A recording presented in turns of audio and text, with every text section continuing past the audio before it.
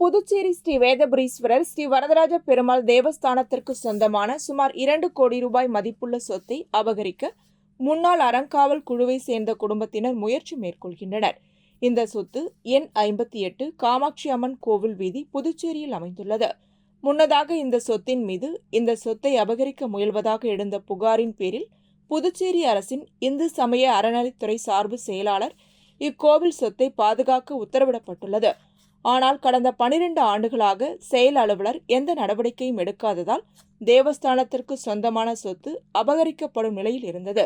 புதுச்சேரியில நிலவும் அசாதாரண சூழ்நிலைகளை பொதுவெளியில இங்க இருக்கும் பொதுநல அமைப்புகள், அதன் தலைவர்களும் அதன் பொறுப்பாளர்களும் நிறைய அரசுக்கும் சம்பந்தப்பட்ட அதிகாரிகளுக்கும் எடுத்துரைத்தும் பல நேரங்களில் அவர்கள் மெத்தனமாக இருப்பதால்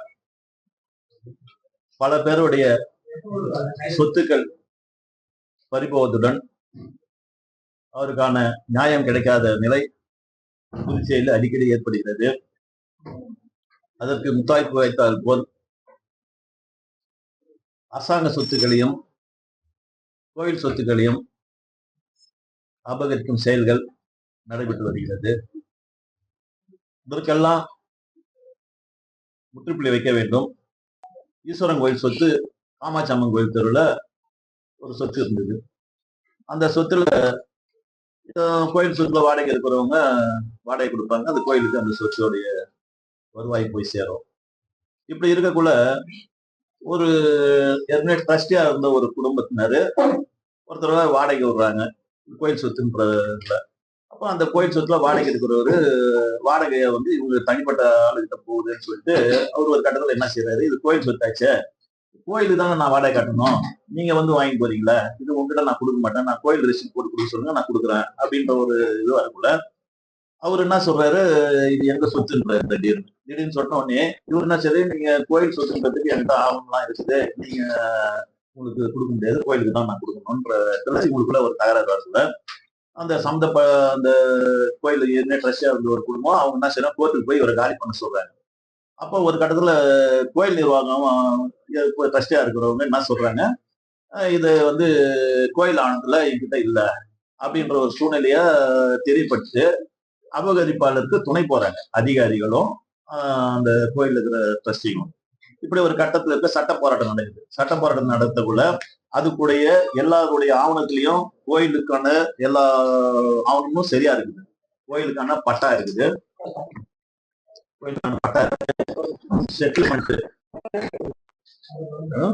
அரசு நாடுகள், கோயில் சொத்துன்றதுக்கு அரசு நாடுகள் இருக்குது, கெசட் நோட்டிபிகேஷன். அப்புறம் அந்த கோயிலுக்கு சொத்துன்றதுக்கு லீகல் ஒப்பீனியன், அரசாங்க வக்கீலுடைய லீகல் ஒப்பீனியன் இருக்குது.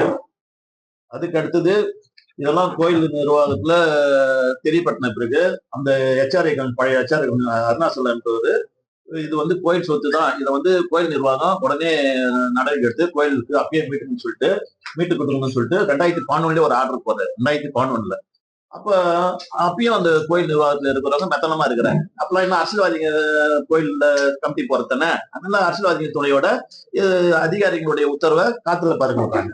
இதற்கிடையில் நில அளவை மற்றும் பதிவேடுகள் துறை அபகரிப்பாளர்களின் பட்டா மாற்ற விண்ணப்பத்தை தள்ளுபடி செய்ததை இந்து சமய நிறுவனங்கள் துறைக்கு தெரிவித்ததன் காரணமாக அப்போது இருந்த சார்பு செயலர் குறிப்பாணை ஒன்றை அனுப்பி அபகரிப்பாளர்கள் மீது உரிய நடவடிக்கை எடுத்து இச்சொத்தை 30 நாட்களுக்குள் தேவஸ்தானம் வசம் கையகப்படுத்தும்படி அப்போதைய செயல் அலுவலருக்கு அறிவுறுத்தப்பட்டது.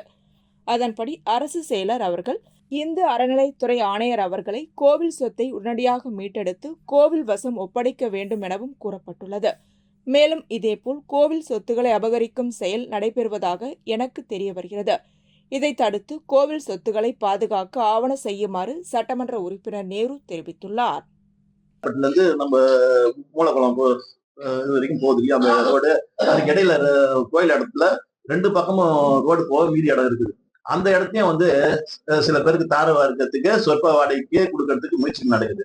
இந்த மாதிரி இவ்வளவு பெரிய சொத்தெல்லாம் சிலர் அரசியல் அப்படின்ற ஒரு போர்வையில இதெல்லாம் கோயில் சொத்துக்களை கவனம் பண்ணாம மற்றவங்களுக்கு துணை போயின்னு, அதாவது அந்த இடத்தெல்லாம் ஆக்கிரமிக்கிறவங்களுக்கு துணை போகணும். ரகசிய காப்பு பிரமாணம் எடுத்தவங்க அரசு சொத்தையும் கோயில் சொத்திலையும் தலையிடக்கூடாது. அவங்க தலையிடுறாங்கன்னா அந்த கோயிலுக்கோ அரசுக்கோ நல்லது ஏற்படுத்தணும். அப்படிதான் நான் இதை சுட்டிக்காட்ட விரும்புறேன். ஏன்னா இதெல்லாம் அவங்க கண்டுக்கலனாங்க அவங்களுடைய முகத்திரை கிழிக்கப்படும் அப்படின்றத இதன் மூலியமா தெரிவித்துக் கொள்கிறேன். இன்னொரு தகவல், நான் அசம்பிளியில கூட இதை பத்தி பேசுகிறேன். இந்த கோயில் கும்பாபிஷேகம் பண்ணாங்க தெரியுங்களா, ஈஸ்வரன் கோயிலுக்கு. இந்த 2 கோயிலுக்கும் வரத பெருமாள் ஈஸ்வரன் கோயில், அந்த கும்பாபிஷேக செலவு பத்தி நான் ஒரு கணக்கு கேட்டுக்கிறேன். அசம்பிளிலையும் இதை பத்தி நான் பேசிக்கிறேன். அதாவது யார்கிட்ட இன்னைக்கு ஒரு 1 லட்சம் ரூபாய் கொடுத்தா கூட செக்ல கொடுக்கணும் கோயில் நிர்வாகம்ன்றது இருக்குது. இந்த கும்பாபிஷேகம் அதுக்கு முன்னாடி ஒரு 6 மாசத்துக்கு முன்னாடி மணப்புலார் கோயில் கும்பாபிஷேகம் நடத்தாங்க. அங்கத்திய செலவும் ஒரு கணக்குல இருக்குது. ஆனா இங்க செலவு பண்ணிக்கிறாங்க பாருங்க, எப்படி செலவு பண்ணிக்கிறாங்கன்னாக்கா, புரோகிதர் யஜ்ஞபுத்திரம் சாமிகள், அந்த புரோகிதர்கள் அவங்களுக்கு ஏறக்குறைய 30 லட்சம் ரூபாய் கையில கொடுத்துக்கிறாங்கன்னு சொல்லி கணக்கு எழுதிக்கிறாங்க. 30 லட்சம். அப்ப அதே மாதிரி இந்த தோரணம் அந்த மாதிரி எல்லாம் கட்டுவாங்க தெரியுங்களா, ஒரு எலக்ட்ரிக் நிறுவனத்துக்கு ஏறக்குறைய 80 லட்சம் 90 லட்சமா கணக்கு எழுதிக்கிறாங்க கையாலே. செக்குவோ எந்த ஒரு இதுல மிகப்பெரிய ஊழல் நடந்துக்குது. இதை பத்தி நான் விசாரிக்கிறதுக்கு கடிதம் கொடுத்து இப்போ விசாரணையில இருக்குது. இந்த மாதிரி சொத்துக்களை அபகரிக்கட்டும், கோயிலுடைய நிர்வாகத்துல அரசியல் தலையீடு வரட்டும் கண்டிக்கத்தக்கது. உங்களுக்கு இதே மாதிரி இன்ஃபர்மேட்டிவான கண்டென்ட் வேணும் அப்படின்னா நம்ம நேயம் டிஜிட்டல் யூடியூபை மறக்காம சப்ஸ்கிரைப் பண்ணி லைக் பண்ணி வச்சுக்கோங்க. ஓகே.